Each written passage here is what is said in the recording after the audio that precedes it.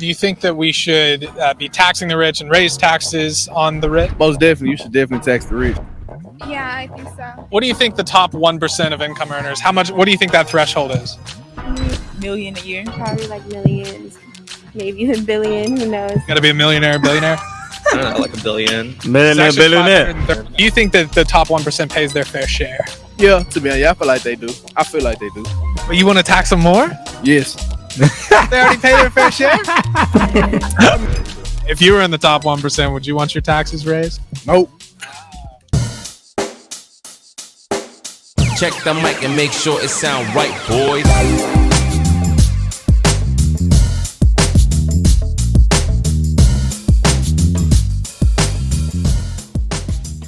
All right, YouTube, is that time again. It's your boy Demi Sunny and Vincent, and we are the Shauna Kings. We have another reaction video for you today. We're looking at students basically talking about taxes in American college, but this is of a channel called Campus Reform, and we really thought this one is a very important video to look at and, you know, deconstruct the assumptions and some of the other things they're probably missing. Let's get into it. Do you think that we should be taxing the rich and raise taxes on the rich? Yes, raise taxes on the rich. Yeah, I think we should go ahead and raise taxes for the rich. The wealthy are hoarding too much of the money. They're not giving the workers on the bottom level enough money to make or like a standard living for themselves. Yes. Oh. I mean, personally, as like a middle class, I feel like it should be raised, but like at a point, it's like the rich are not going to agree with it because they're going to feel like, why them? Who would you define as the rich? What would be the threshold? Yep, that's a very good question. I don't know. That's a very good question right there. Who is rich? I guess I will answer it. I'm actually surprised that the students themselves didn't ask the question that when you say the rich, who do you mean? That's the thing. There are assumptions that already are there. Why ask the question you already know the answer to? And the assumption, obviously, they will kind of spill it out as the video goes. Yeah. Yeah, upper class flights. I feel like, I guess like if you take like a company in like the top like 350, like Amazon, like people making like over like millions of dollars a year, something like that. 500K, $500,000. But, yeah. Pause it a little bit. You see, I'm always baffled by how language is so, loosely used by people these days.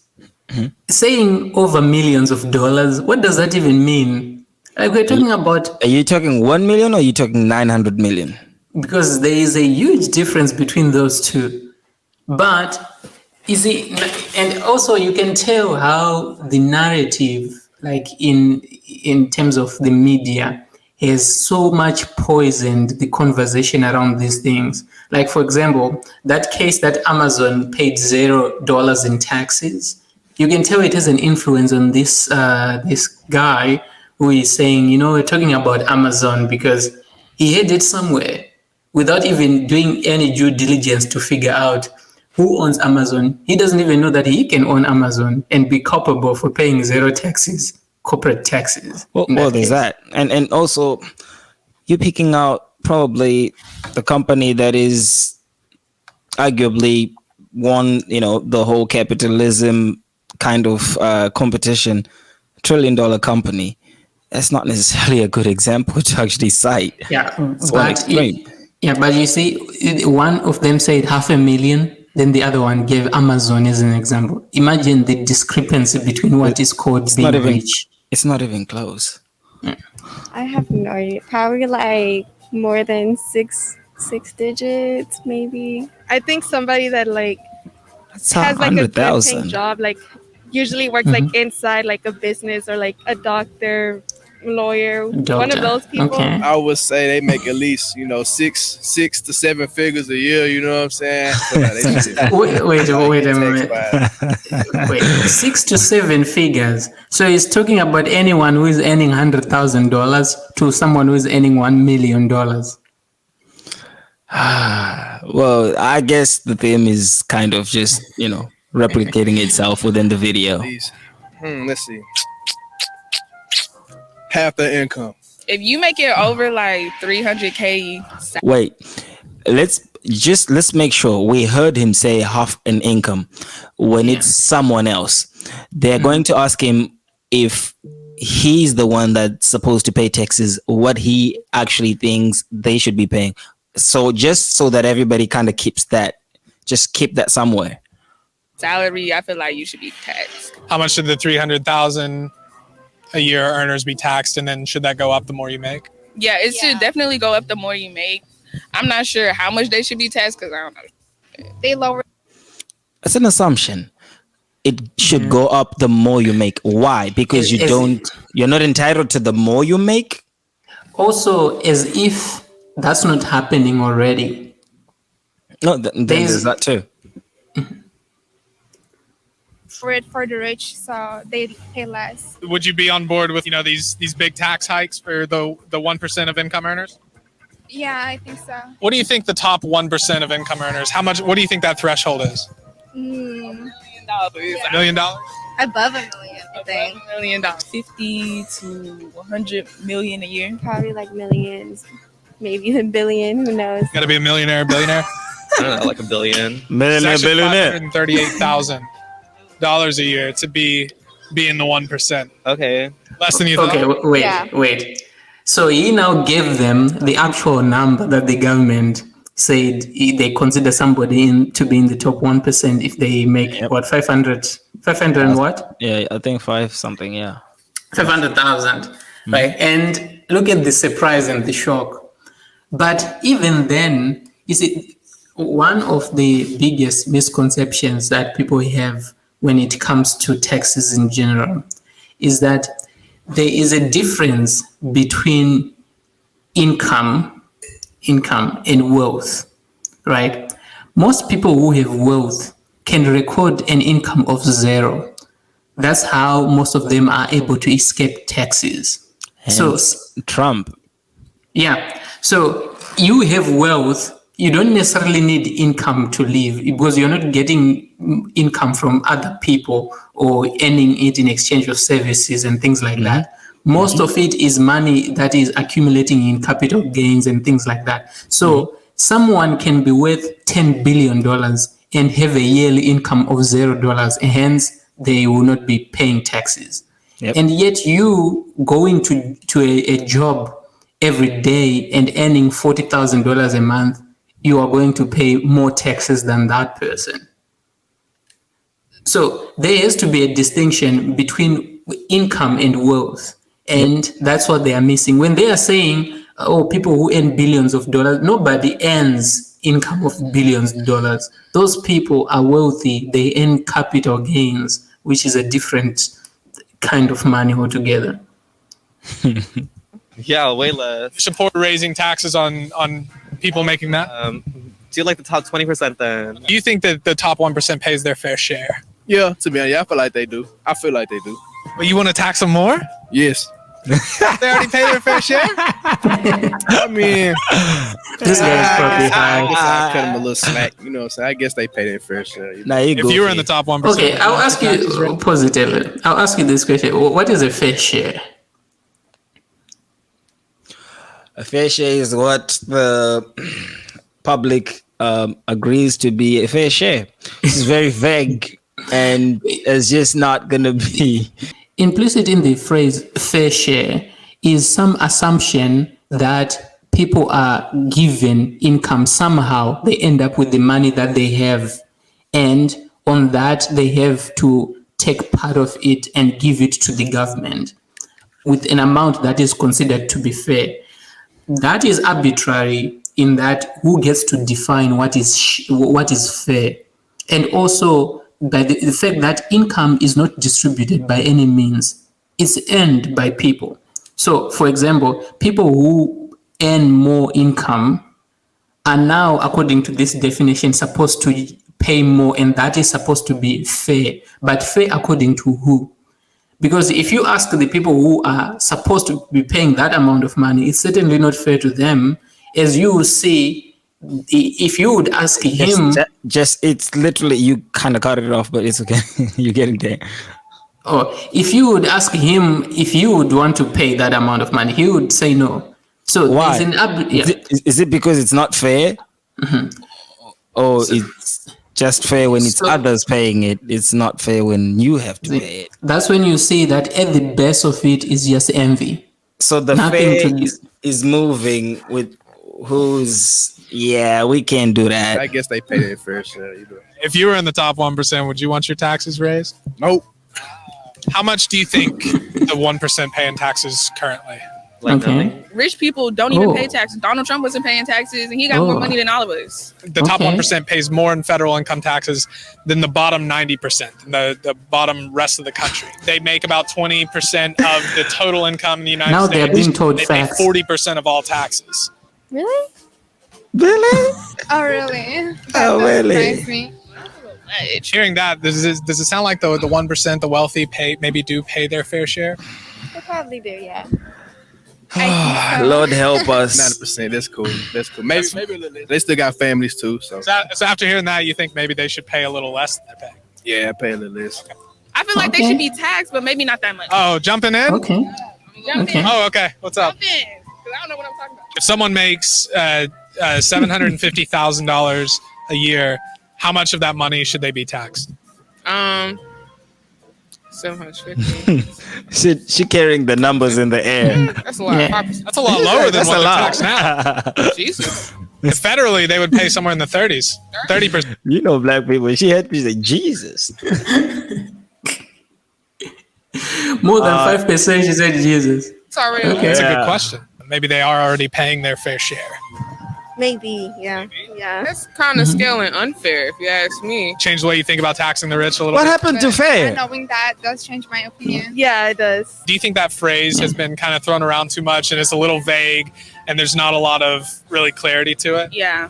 For sure. Because people think rich, they think freaking Mark Zuckerberg or some stuff. Like, Exactly. when you bring up Fair that enough. price, you said, like, how much is... To be in the 1%, the threshold would be making $538,000 in a year. making that compared to what Mark makes, and then people generalizing that, like that, it's too much. It's too much that goes into it to make it such a general question. You have to throw more information out there and be more specific to who should Yeah. be taxed and why they should be taxed. They should be taxed for sure. Who would you trust And- more to handle your money, you or the federal government? Who do you think could put it to better use? I choose myself because at the end of the day, generational wealth. Like, I have to think about my future, my family's future. I know what I want to do with my money because it's my money. At the end of The more you talk, the more I think you're becoming less and less.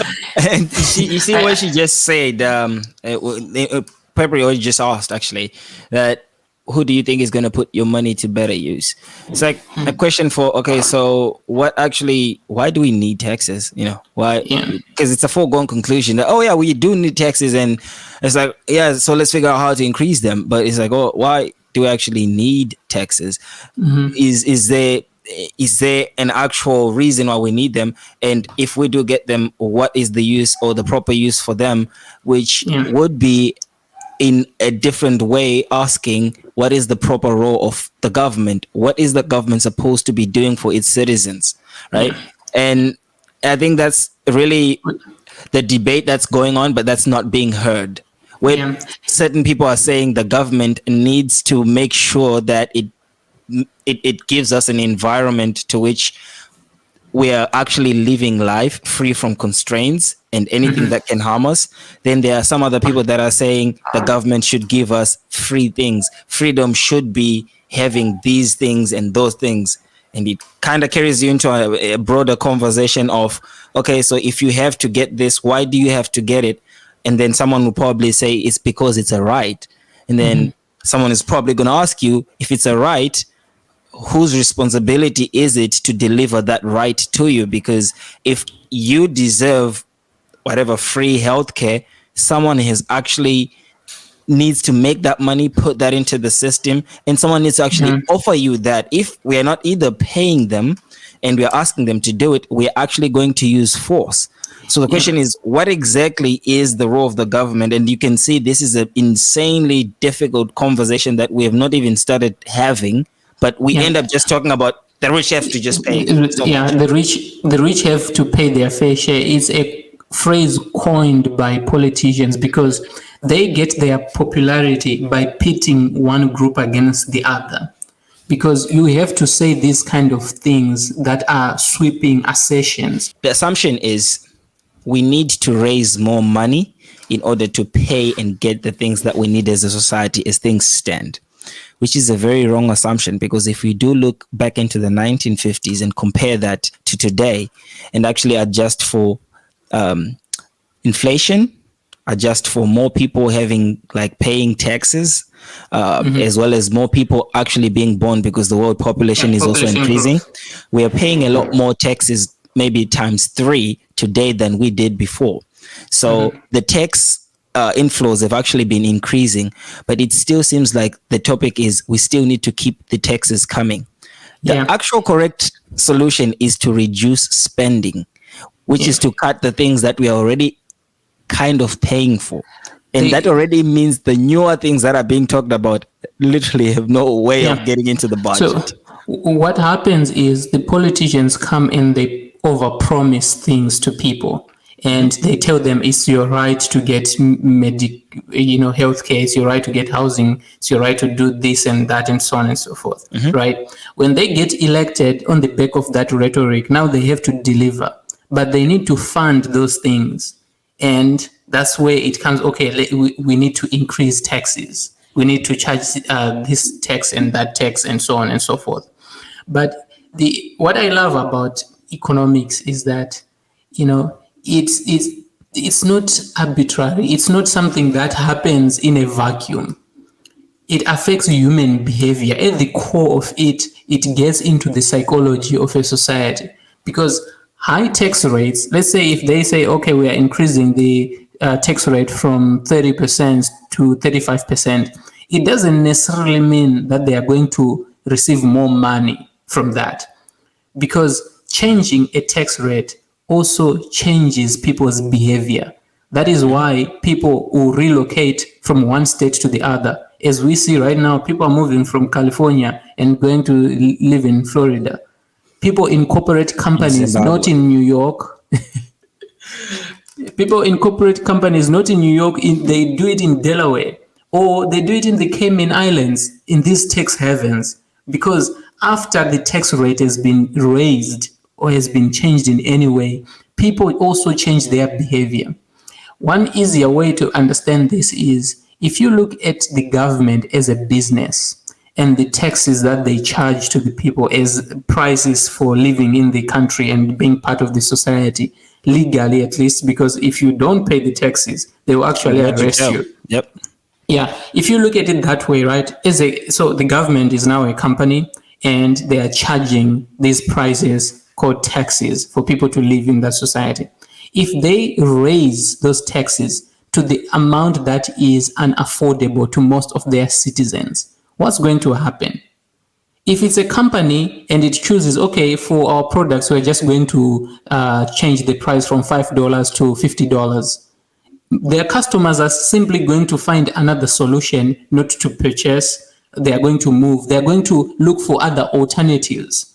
That's the same thing that happens when the government arbitrarily increases taxes. You'll find that most people will move. They will de-invest from the goods or the services that are being largely taxed, or they will simply, not pay the taxes at all. And in the end, you're going to receive less revenue at a high tax rate than you would have received at a lower tax rate. Yep. You're definitely right about that. Let's finish the video. Yeah. It's a fan of taxes. Are you about to say something? Sorry. No, go on. Let's. Never liked them. She said she never loved taxes. Taxes influence human behavior, just like any price of any commodity and good in an economy. It changes human behavior.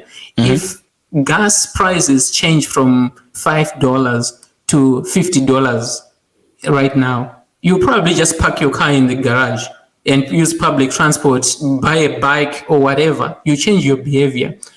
When the British Empire, they levied a tax on their colony in the United States, the reaction was not, okay, let's just pay the taxes. The reaction was a declaration of independence by that colony.